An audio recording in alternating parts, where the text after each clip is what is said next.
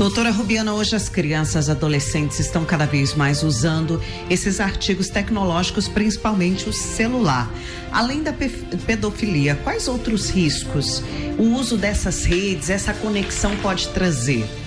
Existem os aplicativos, Ana Paula, como eu falei, já tiveram vários, mas assim, os mais famosos, aquele Nomo, né, que se eu não me engano ele foi criado no Japão e rodou o mundo inteiro, eles são baseados em desafios, em tarefas. A última tarefa era o suicídio e a gente, infelizmente, perdeu vários adolescentes por esse aplicativo que entraram e quiseram participar.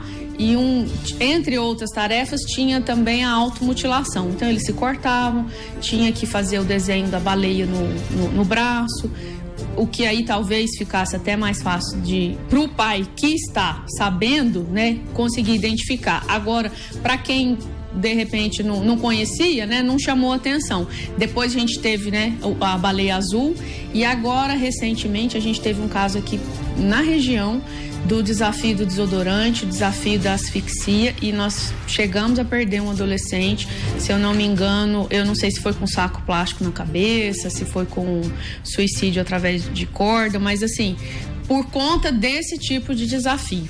Porque a criança, ela não tem discernimento ainda, né? Ela não tem a capacidade de, muitas vezes, nem mensurar o risco que essas tarefas trazem. E, obviamente, a pessoa que está do outro lado elaborando esse tipo de tarefa, ela faz de uma maneira que ela proíbe esse adolescente de contar para os pais. Por isso que é importante ter essa relação de confiança. E assim, a primeira pessoa que o adolescente, a criança tem que contar é com os pais. Porque a primeira coisa que ele vai falar é: não conta pro seu pai. Inclusive, eles ameaçam até de morte. Se você contar, eu mato a sua família inteira, eu te mato. Então, assim, a gente já teve casos seríssimos, né, nesse sentido. Então, a confiança é a melhor prevenção e o monitoramento.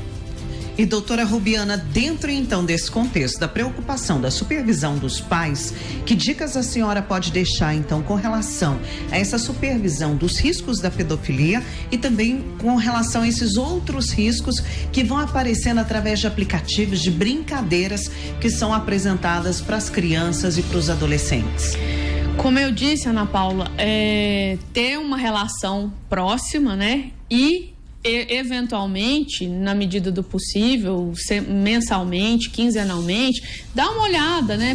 Ver onde o seu filho está entrando, quais são os sites, entra no histórico, né? Se é no computador ou se é no celular, com quem ele está conversando, orientar ele se aparecer alguma conversa estranha, para ele não conversar com estranhos, se alguém chegar a entrar em contato, para ele avisar os pais.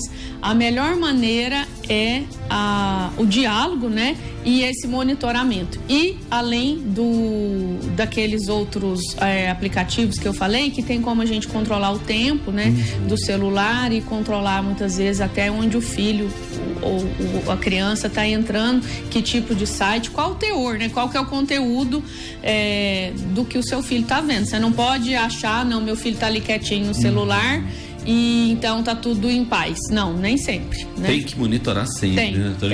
Por mais que as crianças, às vezes, principalmente quando vão chegando na adolescência ali, querem ter a privacidade, né? Não querem que os pais observem e acompanhem, mas esse cuidado é muito importante para evitar um problema mais grave. E orientar sobre os riscos, né, Leandro? Porque o adolescente, por mais rebelde que ele seja, às vezes ele está exposto a um risco que ele nem imagina, né? É verdade.